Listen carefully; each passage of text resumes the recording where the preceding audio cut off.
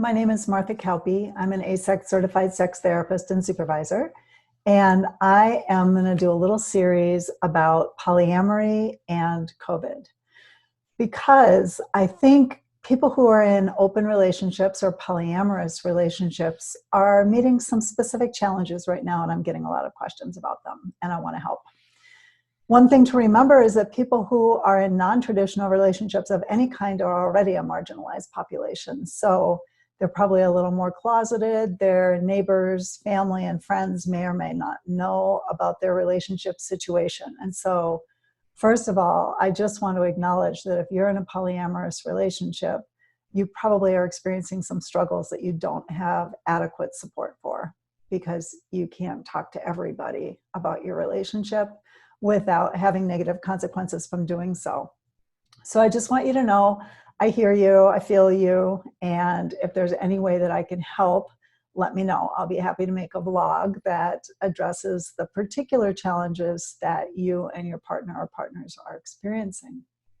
So today I want to specifically talk about safer contact. This is not that different from a conversation about safer sex, by which I mean not safe contact, because there is kind of no such thing as safe contact. If lots of people who have the virus don't know that they have it, we just don't know nearly enough about how to protect ourselves effectively. And we may not ever be able to really protect ourselves effectively. This is very similar to the discussion about safer sex, because you can't tell just by looking at a person whether they have, for instance, a sexually transmitted infection. Same for COVID. You cannot tell just by looking.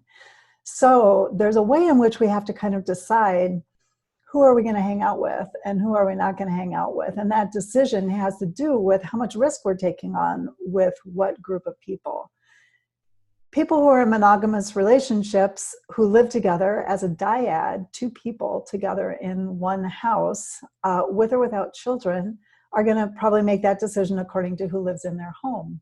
But people who are in polyamorous relationships probably maybe live with one partner and not other partners, or maybe don't live with any of their partners. And so they're going to have to make a decision about who's going to be in their group of germ sharing. It's a little bit like who's going to be in your safer sex group of fluid bonding. And then what kinds of precautions are you going to put into place with other partners and other people? So the protections that you can use to help yourself feel safe and be a little safer than otherwise with COVID would be masks, gloves, hand washing, social distancing. You know, I don't want to put myself out there as an expert in how COVID is transmitted, because I think we're all expert in a certain kind of way because we've read a ton of stuff about it, and none of us knows anything really at all about this virus, because in a way nobody does yet, and it's changing all the time still. So I think that it can be useful to think, well, when I go be with people who aren't in my little tiny germ sharing social circle, how am I going to protect myself as if I was actually hanging out with somebody who has COVID? And how am I going to feel safe enough that I'm not going to bring that virus home to myself, my kids, my partner, my other partner, whoever you might live with?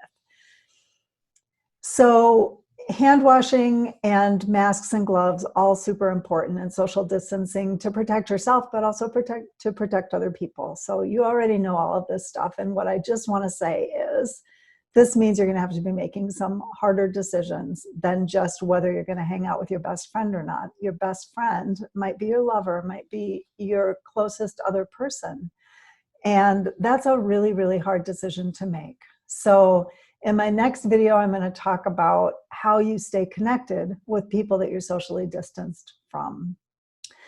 But I want to talk a little bit more right now about how you make those decisions. So I'm sure that you have been thinking about what are the pros and cons of putting yourself in the germ sphere of this person or that person. And some of the things to take into account are, first of all, how good are you at managing disease transmission? You know, I used to be a midwife. I'm very, very good at hand washing, and I understand germs, and I kind of can envision them and be careful of them. So I know when my hands are dirty and when my hands are clean. I know when somebody's touched the doorknob that hadn't just washed their hands. If you can tune yourself in like that, that helps a lot, because then you can sanitize surfaces appropriately without constantly and obsessively sanitizing everything all the time. Developing an awareness of whether you're touching your face or not touching your face, whether your partner's touching their face or not touching their face.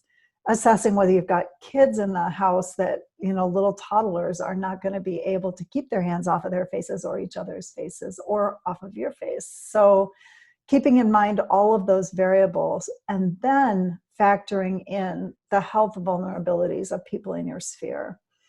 So I think it's of utmost importance to figure out, are you in a low risk category or a higher risk category, a medium risk category? How about the person that you live with or the people that you live with? How about your partners? So all of that is kind of out there in the media, and you probably have heard it a few other places before. And now I'm going to say something that's a little bit less popular of an opinion. And that is, I think when you're weighing the pros and cons of whether you're going to hang out with a particular person, you have to also weigh the emotional consequences of doing so or not doing so. And it may be pretty clear that there are emotional consequences to not hanging out with a lover because you miss them, and maybe it's somebody who's been a really important part of helping keep your mental health stable, and it's really, really damaging potentially to you or to them to be separate from them. There may be some ways to work around that. So check out my video on staying connected with people that you're socially distanced from. But there may also be some emotional consequences to hanging out with somebody, because what if they get sick? And then you wonder. So particularly if we're talking about somebody who is physically vulnerable or who lives with somebody who's physically vulnerable, you have to make a decision about whether you're going to socially distance from them, in part based on whether you're willing to bear the emotional burden of wondering if you could have protected their health better than you did.